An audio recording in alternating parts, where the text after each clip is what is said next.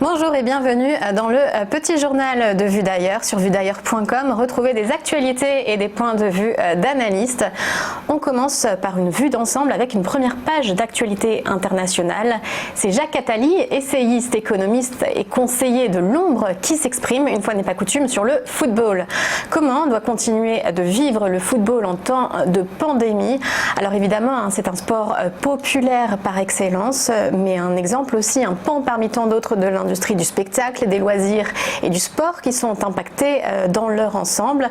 Se pose alors la question du modèle économique du sport. Et bien, si les spectateurs ne sont plus admis dans les stades, si les retransmissions sont arrêtées comme c'est le cas actuellement, et bien la conclusion de Jacques Attali, c'est qu'on peut bien vite basculer dans un football virtuel avec des applaudissements enregistrés, des joueurs dont le moindre coup de pied est analysé en statistiques. Bref, où est l'humain? Et bien, c'est toute la question que se pose Jacques Attali. Rendez-vous sur le site pour lire la tribune dans son intégralité.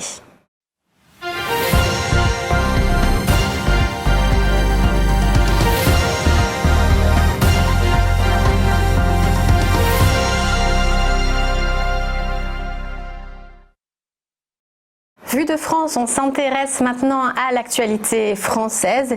En ces temps de crise sanitaire, les entreprises ont-elles du mal à gérer leur trésorerie? Eh bien, un premier élément pour en juger, l'état des délais de paiement. Alors, en temps normal, il est en France et dans la loi de 30 jours, allongeable jusqu'à 60 jours entre l'émission d'une facture et son paiement au fournisseur.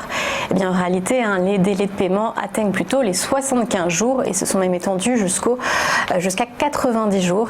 Et bien, selon un comité de crise mis en place par Bercy, les incidents sur les délais de paiement ont explosé de 75% depuis la crise de mars, avec un effet boule de neige à la clé, puisque les clients qui imposent ces délais à leurs fournisseurs fragilisent la trésorerie et le fonctionnement d'une entreprise qui aura ensuite plus de mal à régler elle aussi sa facture dans les temps.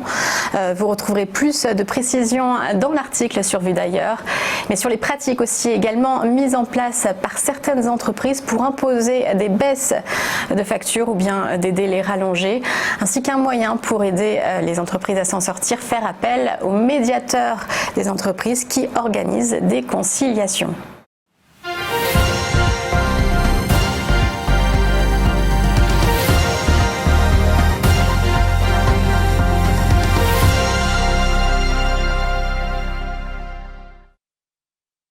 Vue d'ailleurs s'intéresse beaucoup à l'économie et sur le site cette semaine, vous retrouverez l'analyse de Valérie Hayer, négociatrice pour le budget européen pluriannuel à venir.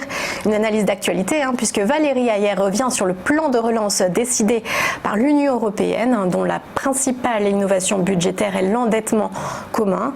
En plus des 1100 milliards d'euros du budget européen, viennent s'ajouter 500 milliards d'euros de subventions et 250 milliards de prêts. Pour la première fois, la Commission européenne propose d'emprunter ces 750 milliards au nom de l'Union européenne sur les marchés financiers, ce qui évite aux États de creuser leur dette souveraine, ce qui peut poser problème, alors que c'était le cas des mécanismes existants, notamment le MES, le mécanisme européen de stabilité. Mais Valérie Hayer pense aussi une chose, l'Europe doit se doter de recettes européennes, de ressources propres qu'elle lèverait elle-même, élément indispensable du marché unique et de l'intégration européenne. Et il faudra donc pour cela créer des impôts européens, encore beaucoup de négociations à la clé. Et un autre changement de taille, celui du passage d'une logique de prêt aux États, aux régions comme en 2012 à une logique de subvention, donc non remboursable. Retrouvez l'analyse complète sur Vue d'ailleurs.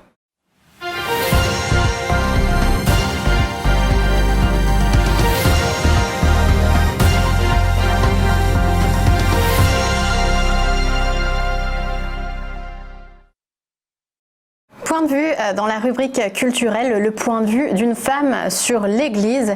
Et si les femmes pouvaient devenir évêques, c'est votre souhait, Anne Soupa, votre objectif. Bonjour Anne. Bonjour, oui. Alors vous êtes écrivaine, théologienne, vous avez donc posé votre candidature à l'archevêché de Lyon. Pourquoi est-ce impossible aujourd'hui de voir une femme évêque ? C'est impossible parce que seuls les prêtres peuvent devenir évêques et que effectivement aucune femme ne peut être prêtre. Par conséquent, le problème est complètement verrouillé par le droit canon, un droit d'église qui a été écrit par des hommes pour des hommes et qui bien sûr ne fait aucune place aux femmes.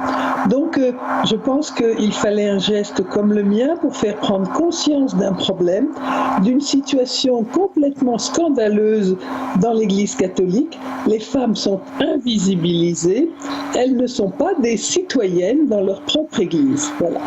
Alors, en quoi consisterait les missions de l'archevêché et pourquoi une femme, en quoi vous pourriez convenir à cette mission? Je pense que j'ai une longue carrière, si on peut dire, dans l'Église catholique. J'ai une formation très longue, j'ai fait 7 ans de théologie jusqu'à l'habilitation doctorale, ce qui est plus que pas mal d'évêques, il faut le reconnaître. Et puis j'ai écrit, et puis j'ai dirigé une grande association, donc je connais la gestion et la conduite humaine, et puis j'ai animé beaucoup de groupes de réflexion autour de la Bible, j'ai eu une vie paroissiale, donc je pense que j'ai fait pas mal d'expériences qui sont utiles quand on est évêque. Et alors ce mouvement progressiste, est-ce que vous sentez que le courant parmi les fidèles est accepté ? Je refuse un petit peu l'étiquette courant progressiste. Je me considère comme une catholique d'ouverture, qui pense à l'avenir, qui regarde devant, et je pense que l'Église ne pourra pas survivre si elle ne s'ouvre pas aux femmes. C'est une sorte de dernière chance. Alors bien sûr, il y a des oppositions, je les entends, même si elles ne me font pas souffrir parce que j'en ai déjà entendu d'autres, mais je crois qu'il y a un courant de soutien tellement forte, j'entends des réactions de femmes tellement touchées de ma candidature que je suis bien convaincue que c'est un signe de progrès et que c'est quelque chose que beaucoup de catholiques souhaitent. Vous savez, il y a 60% de Français qui se disent catholiques. Dans les sondages, c'est le chiffre. Il y en a 3% qui pratiquent. Bon. Qu'est-ce qu'on fait des 57% qui ont quitté l'Église ? Est-ce qu'il n'est pas important de les écouter, de leur demander qu'est-ce que c'est pour eux catholiques ? Et je pense qu'un laïc, homme ou femme, est tout à fait à même de comprendre ces 57% de catholiques, et ce sont eux qui peuvent régénérer l'Église. Ce ne sont pas les 3%. Et c'est pour je voudrais me présenter. Où est-ce qu'en est votre candidature aujourd'hui et qu'est-ce que vous allez faire pour la pousser ? Alors, ma candidature est déposée chez le nonce, mais elle n'est pas recevable. Parce que, d'une part, personne ne candidate. Dans l'Église catholique, on est appelé, c'est-à-dire que le nonce, c'est l'ambassadeur du Vatican en France. Le nonce s'informe, se renseigne auprès des diocèses et il choisit 3 noms. Bon. Et ces 3 noms, après accord du ministère de l'Intérieur, vont à Rome et le pape décide. Et le pape peut choisir un autre nom éventuellement. Donc ma candidature n'est pas dans ce processus-là. Alors, si l'institution réagissait, si les évêques me disaient ou faisaient savoir qu'ils sont favorables à une candidature de ce genre, peut-être qu'elle avancerait. Si le pape le savait, peut-être que ça avancerait aussi. Mais pour le moment, je n'ai eu aucune réponse. Et je sais que la conférence des évêques a déclaré qu'elle ne voulait pas communiquer sur la question.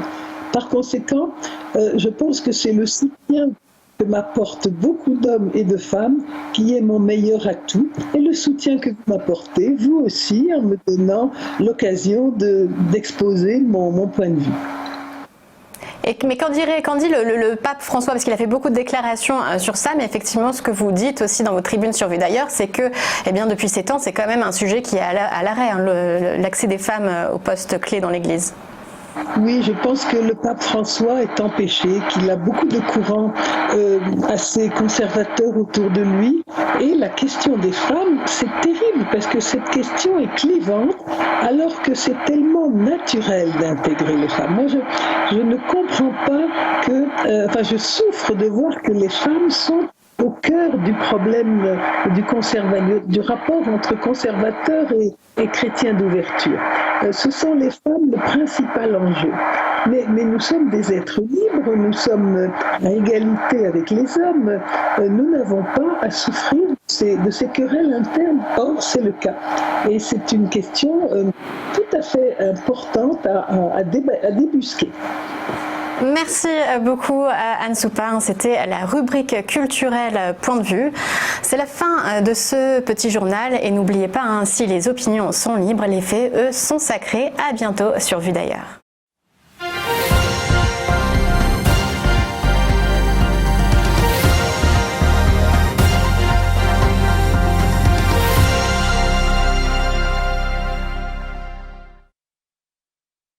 Bonjour à tous et bienvenue dans notre émission Entreprise et Innovation, votre rendez-vous innovation, développement économique et enjeux du digital sur TV Finance. Tous les jours, TV Finance met en lumière une société, un projet, des hommes et des femmes qui font l'entreprise d'aujourd'hui et de demain dans un monde en perpétuelle évolution.